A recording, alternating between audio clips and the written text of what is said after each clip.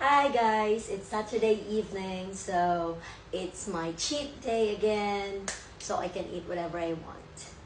And I ordered banh cuon. Tadaan! And it is really my favorite.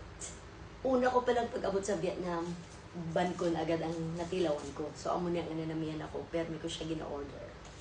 So, banh cuon, it means Vietnamese steamed rice rolls with fermented pork. This one. And also, we have fried Vietnamese sausage.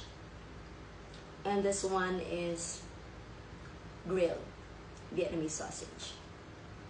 And then with something, means sprinkles. I think one siya garlic. And then, before mo na siya kaunon, before you eat, you should put their famous vinegar.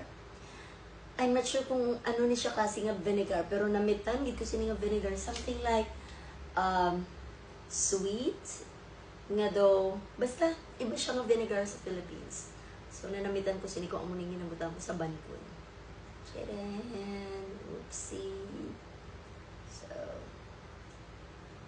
Amuni siyang dinner ko. So, satisfied na ko sa amuni ko nga dinner. And then, kay do kapoy-kapoy gid ko. Tapos bilog nga adlaw do kapoy ako. So, nagbakal naman lang ko sang tea, strawberry tea, pero actually hindi ako makatulog sini. Sigurado. Pero okay lang, kay gusto ko mag-work. Eh, wala gid ako ka-work bilog na adlaw. So, nagbakal na lang ako sa TV scan. I know nga hindi ako makatulog. Insigida ora mismo tonight. Pero okay lang.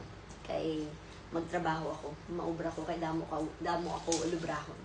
So, let's go. Let's eat. I really love this fermented pork. And this is the banh cuon or the steamed rice rolls.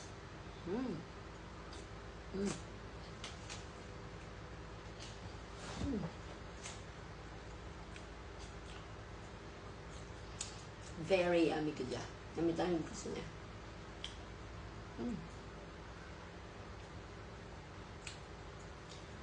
This one is the Vietnamese sausage.